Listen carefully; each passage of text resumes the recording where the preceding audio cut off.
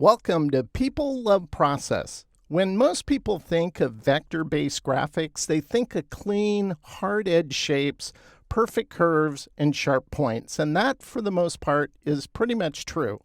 But there are always ways to roughen up an otherwise pristine object in Adobe Illustrator, and one of those ways is to use vector effects in order to create a more organic flair. So in this movie, I want to show you how to put this functionality to use to kind of take a nice graphic that's clean and precise because it's vector artwork, and all vector artwork is math-based, and give it a nice organic twist, if you will. So let's dive into it.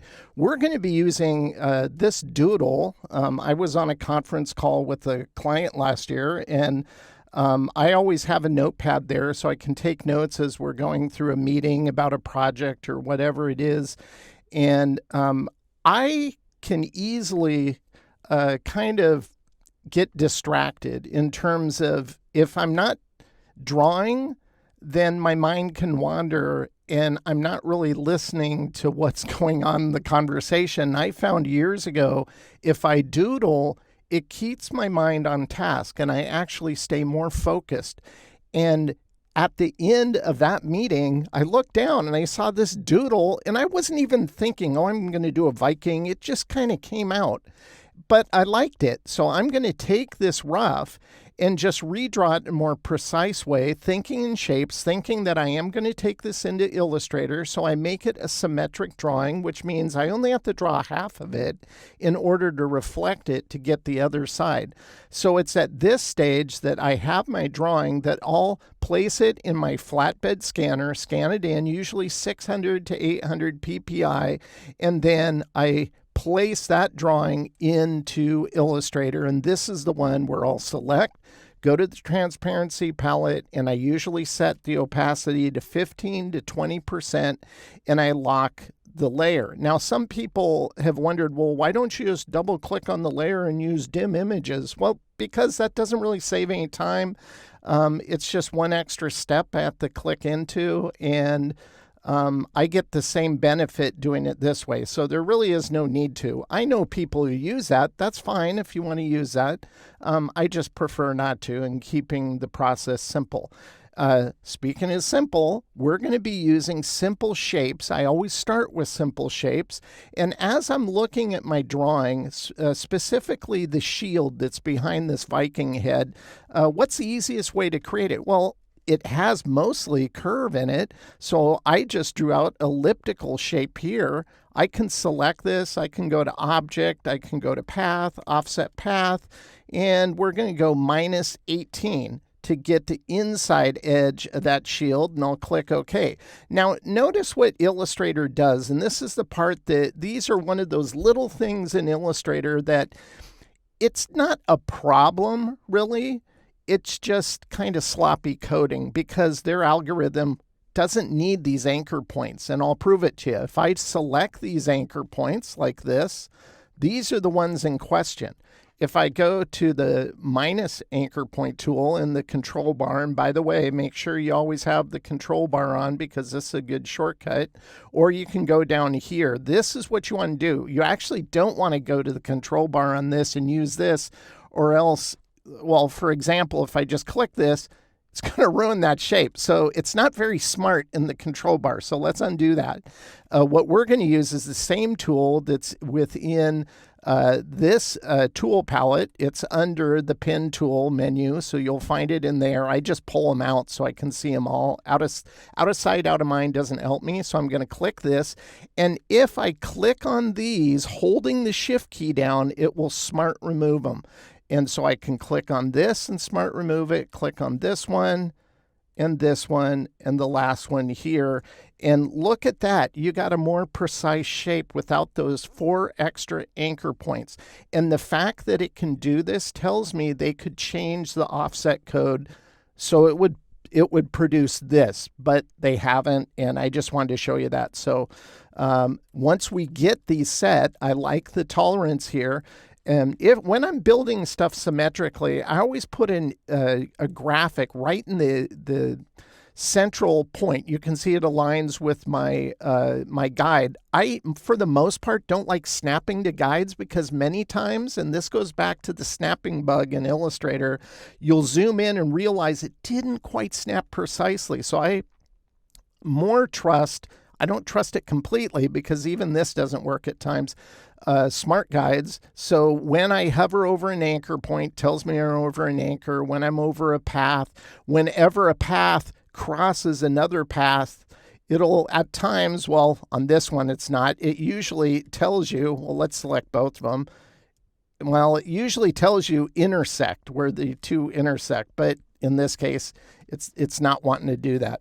So I'm going to select these two that I did the offset on. I'll clone them, Command-C, Command-F. If you're using the contextual menu bar, just select them and you hit the duplicate key. I'm going to hit F3 because that's my custom keyboard shortcut to create a clone. Clone meaning it just copies and pastes it in place there. With these selected, I'll go to the Reflect tool here, select that, go to a central anchor point that I'm hovering over here, and I'll reflect that over to get the other side like that.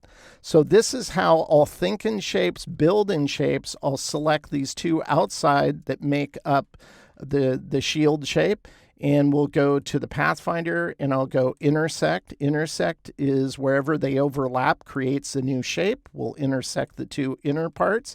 And now we have everything we needed for the shield. I'll go grab the scissor tool and I'm just going to cut it right at the anchor points on each side of the inside and outside. Select these two. We don't need them. That's all we need, because from this point, we'll go ahead and just use the pin tool just to extend it up. Eventually, it'll hit the edge of the bottom of the wings. So I just want to put the straight edges up here, and then I'll drag these into place later.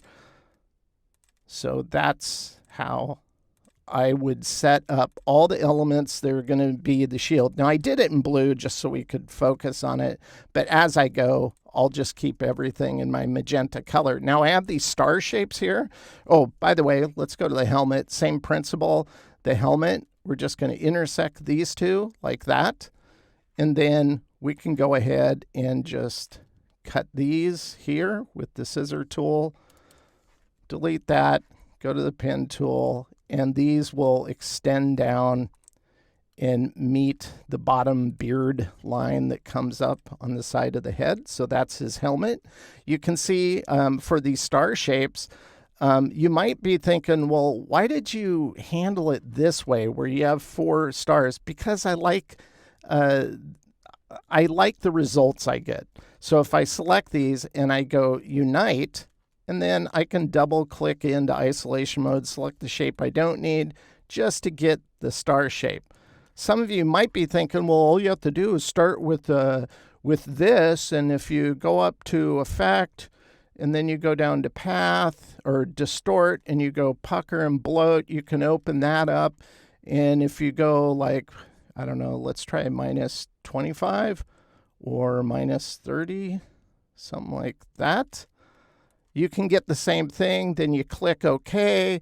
But now you have to expand it. This is just an effect applied to it. So until you expand it, you don't get access to the vector art. And if I expand it, you can get one by doing it that way. It's just what your preference is. And the thing I don't like about Pucker and Bloat is it makes these go to too sharp of a point. You can see, if you look, it's just really sharp, and I don't want that. I want mine to be more blunt. That's why I created mine from scratch. So there's a lot of things you can do with effects, but it puts your creative control in context of an algorithm. That algorithm doesn't have any ability to see the aesthetic you're achieving, and that's what I pay attention to. So we're going to keep building here, and I'm going to go ahead. I'll turn this off. I'll turn this on. We have the shield shape we created. We have the stars and the helmet we created. Now I'm going to start creating these wings, and this is another example of thinking in shapes. I just started with 2 rectangles here. If I go to the corner widget, here, you can see I have this corner, and I've already kind of did this corner and pulled it out like that. That's all we're doing here. It's easier to think in simple shapes. I'm thinking in rectangles here. 2 rectangles. The top rectangle, if we go ahead and fill it with the color, is on top of the other one because this is how we're going to edit the bottom one. So on this one here, all I'm going to do is just select the corner here, and I'm going to round this corner like this. And I'll bring it, I could go all the way up if I wanted it to encompass that, but I think that's a little too much. So I'm going to go right about there, like that. Then I can take this shape, take the top shape, minus front to edit that to get the shape I need. And now we have this bottom part coming down here. So all I'm going to do here is I'm going to, and this is where I'll zoom in a little bit. And all we're going to do is I'm going to extend this. So I'll add an anchor there, select this path. And with Smart Guides turned on, notice it's telling me I'm on a path. So if I have these 2 anchors selected and I slide them, I can slide right on that path until it passes this right side. Then, since this is a straight line with no Bezier curve handles pulled out, I can just go minus here to remove that anchor and clean it up as I'm building. Select these 2 shapes now, and I'll just go unite. Now you're going, well, now it's all messed up. Well, it's okay because we can just edit out the anchors we don't want. None of these have Bezier curve handles, so I can just remove them since they're all 90 degrees. Now that I've done that, I've created the fundamental shape here. Then I can go back to the corner widget here, and I can go ahead and make that round here. Then I can select this one and pull this one out until it matches the aesthetic I want. And I think something right around there is going to look good. So that's how I would combine simple shapes and just make adjustments using features like the corner widget to pull it off. Now let's go to the next shape below it, and it's the same fundamental principle. So if I go ahead and select this corner, and all I'm going to do is just bring this in because I want this to flare up. I don't want it to be straight right off the edge. So I'm using the corner widget to add a curve here, and this shape's going to be on top of this shape, so it will edit it. Then I can select this corner. And on this one, I want it to be right about something like that. That's fine. We'll select this top one. Again, I'll fill it so you can see what I'm doing. Select this and go minus front. Now, we don't need all these paths. These are all going to be strokes that we're going to set for a certain thickness, and then we'll expand them so they won't even be strokes anymore. But because we already have this shape and it has its line here, I don't need to overlap it with another line. So what I'm going to do, and I usually go into isolation mode where I click on it, and I'm going to go ahead and cut it right about there.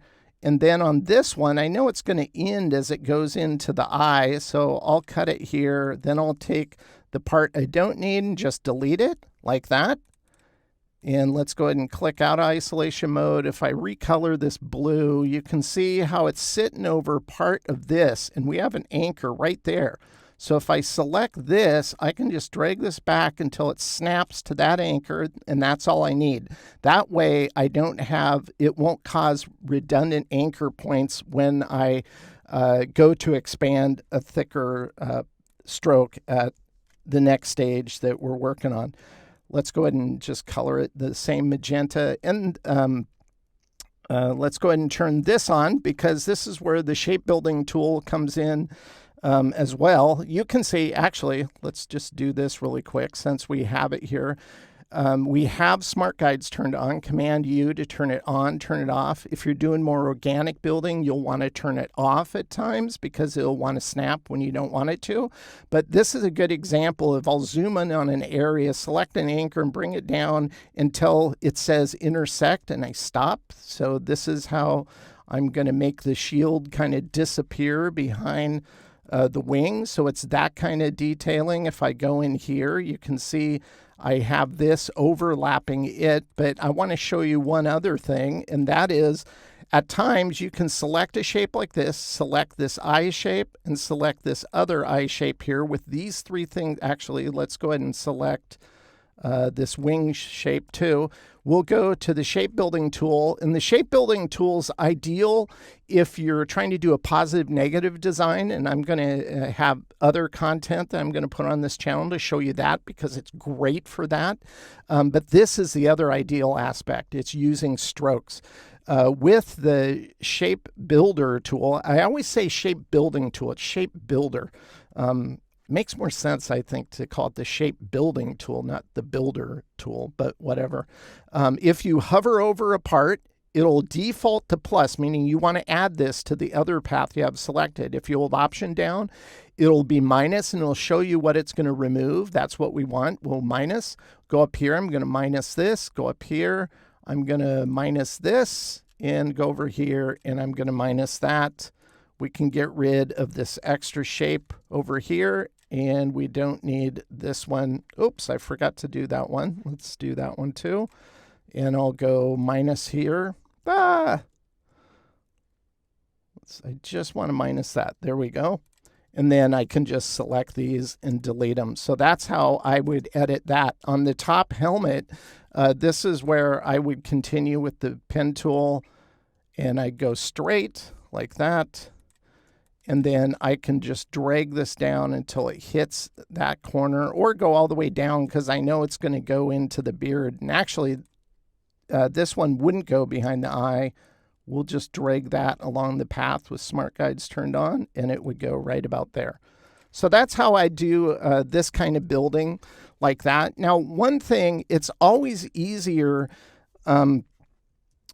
to build at certain orientations. Well, actually, first, let's jump to the next level here. We'll turn on this layer so you can see I have most of the content built. I've reflected the stars from the left to the right, and I'll ultimately reflect all the content we have on his eyes and his beard and the top part of his helmet with these wing shapes.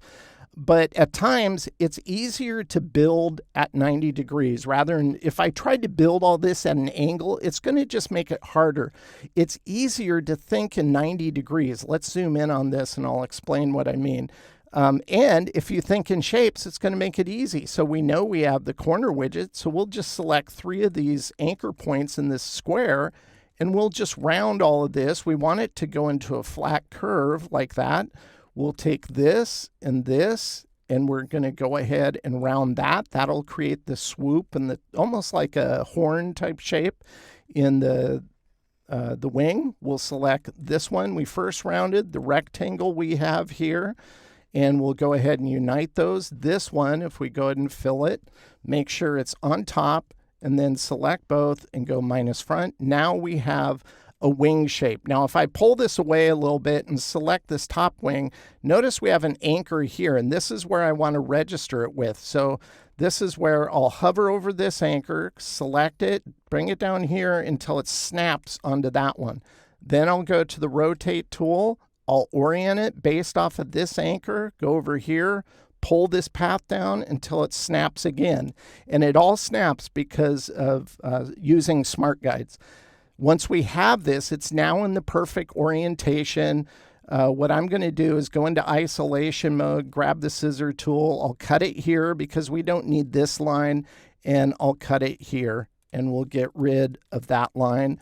So why'd I do that? Because on this one, I just want to drag it along the path until it snaps there, and then this will just go straight. It'll go all the way down to this one. I'll select this corner, and now I'll go ahead and round that corner to get the final shape for the top of the helmet. So that's how I think when I'm working on designs like this. I use geometric shapes, and I just think, what's the easiest way to build this?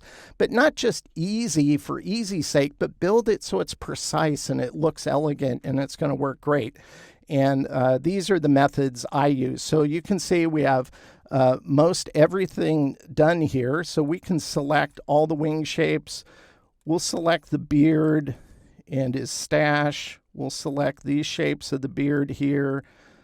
And we'll select this. And I'll clone them, Command-C, Command-F, go to the Reflect tool, find a central anchor point, top of the helmet's fine, and reflect it over like that. And we have most of the shapes done. All we have left is the lips, but I'm not going to bother to create that. I'm just going to cheat and turn on the final base vectors like this. It's pretty much the same as what I just showed you. And this is where we're going to start figuring out how thick the line work on this is going to be. So we're going to go ahead and select all of these. All these are going to end up being black, but now we need to determine the thickness. Let's see, we'll try 8 points. It's okay, it's a little too thick. Let's go down. I like 6.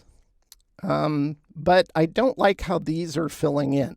So this is where I'll start making decisions. So at this point, I was looking at this and going, yeah, I don't like how the smaller stars are filling in. Maybe I can simplify it. And so that's what I did. So I went from this, and then I simplified the stars so that there's only 6 of them, mainly because I still want to see the inside, even though right now, all this is just a thick path. If I go to keyline, you can still see its strokes, and it just has a 6-point stroke, which I think looks good, but ultimately I didn't want those areas to fill in on the stars. I wanted to be able to see the inside.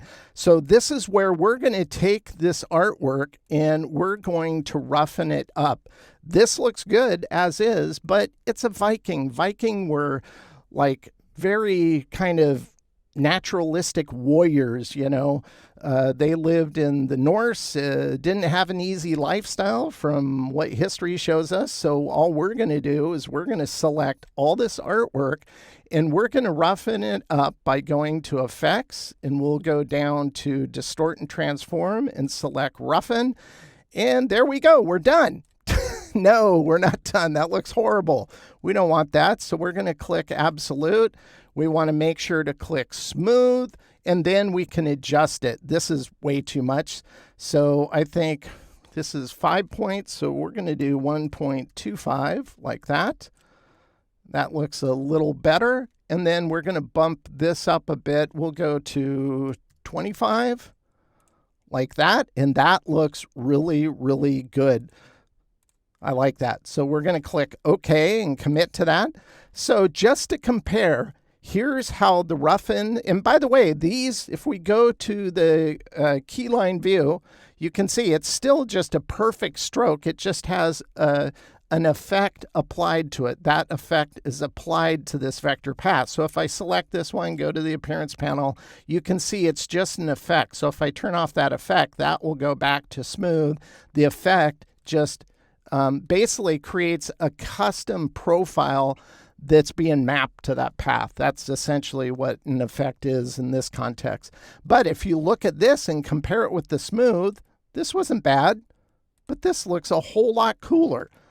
And this is obviously where you want to expand it if this is what you want. And I always keep a copy of my original build non-roughened effect artwork, so I can always go back to it if I need to. But this is where we'll select everything, and we'll go up to Object, and we'll go Expand Appearance, and this is where it will turn everything into a shape. So if we go to Keyline View again, oops, I'm sorry. If we go up here, let me do that again. Go here, grab a shape, and go Object, and we'll go Expand Appearance, and then we'll go Expand like that. There we go. So it's 2 steps. You get a shape like this. Let's go ahead and do the rest of them. Select all of them. We'll go Expand Appearance. Then we'll go to Expand again. Click OK.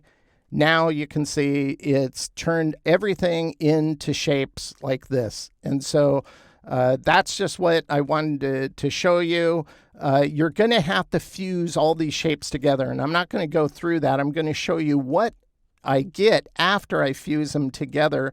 But this is, again, everything that's been fused together. This is the outward one. So I fused all those shapes to create the outside, and then all these inside shapes are just white shapes floating on top of a black base vector object.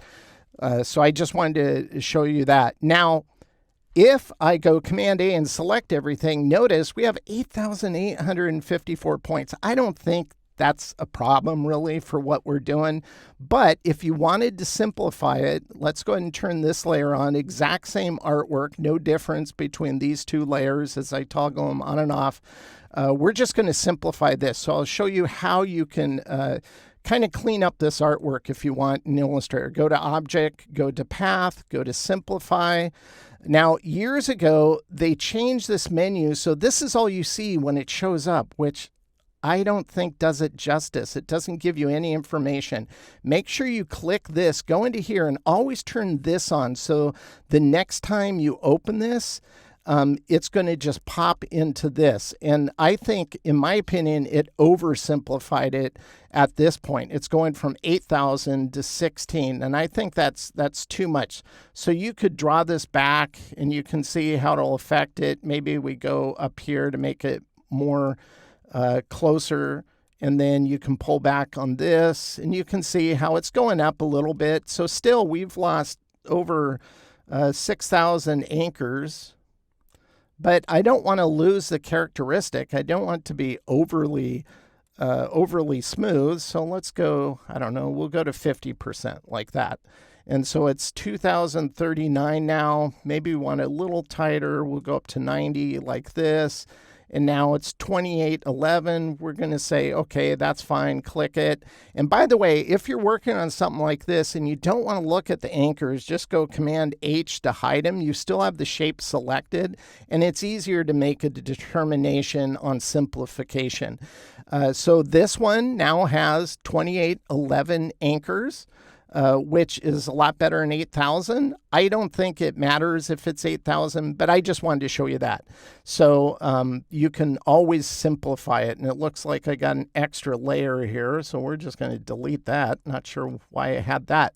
Now, I'm going to go back to my original because I don't mind having all of these anchors we had here and having all these shapes. But what I don't like is I don't like how all these corners come in here. I want to improve that. Well, what do I mean? Well, let me turn this on. It's easier to explain.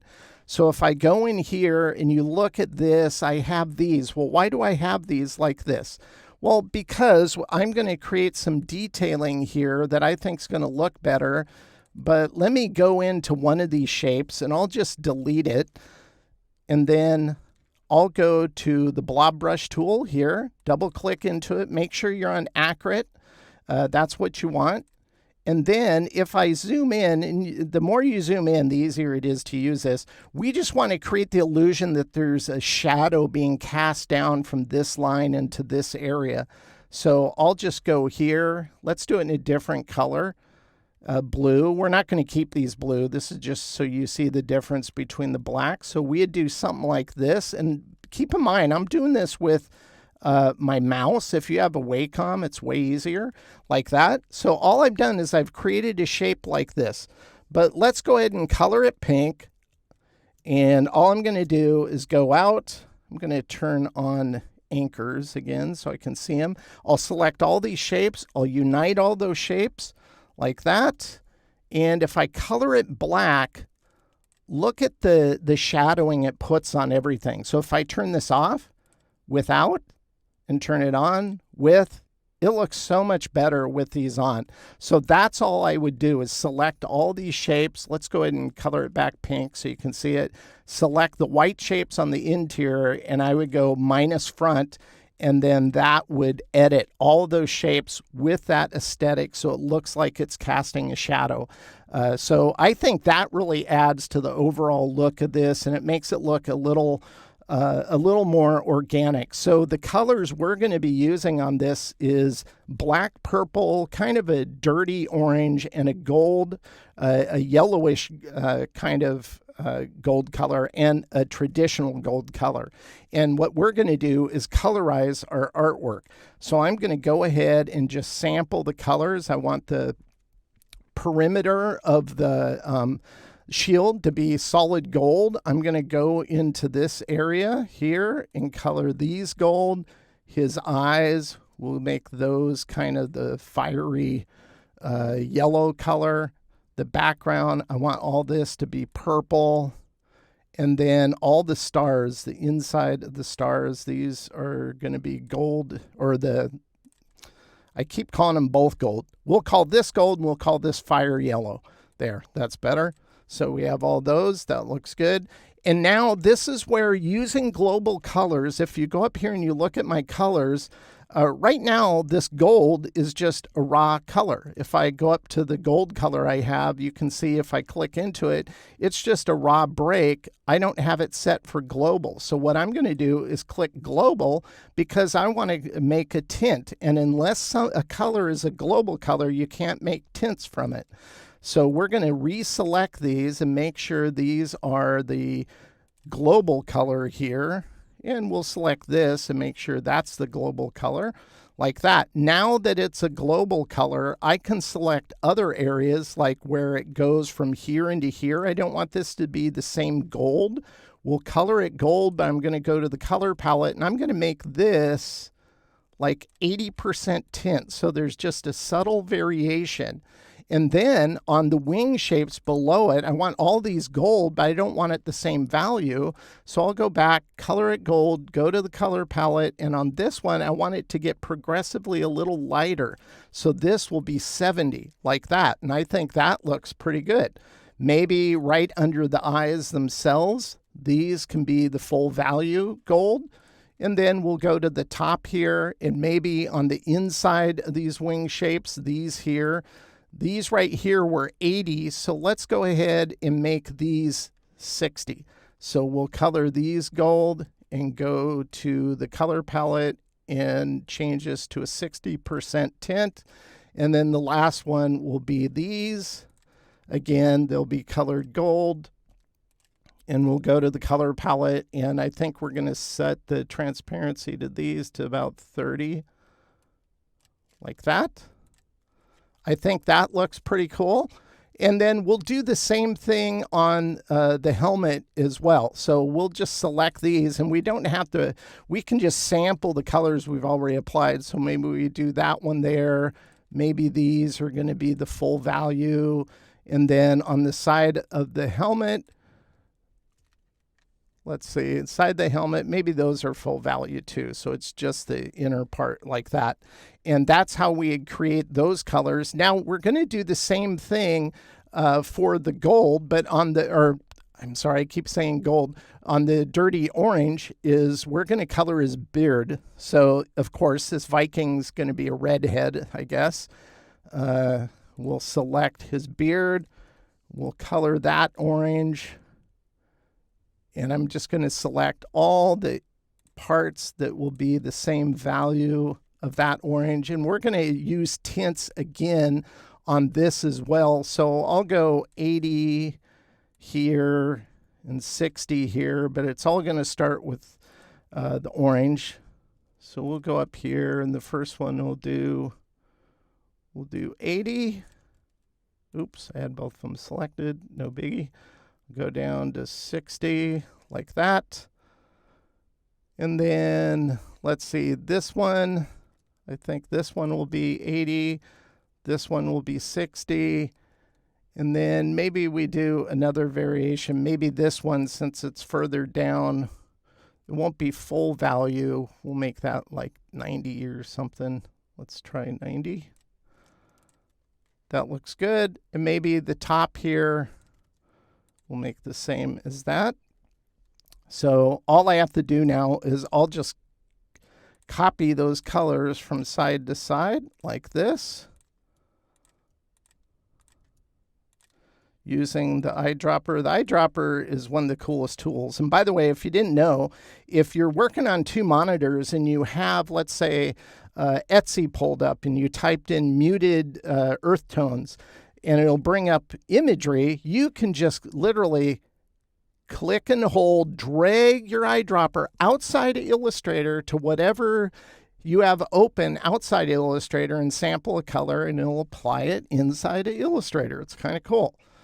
Let's go ahead and color this part of his beard.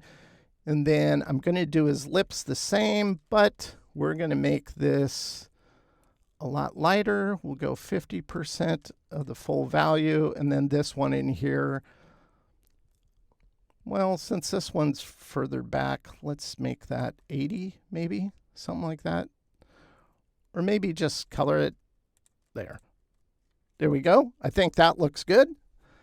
Now, I decided I wanted to put typography with it, and this font, I believe this font's called Pluto, which I kind of like the styling of it, but it's obviously too clean.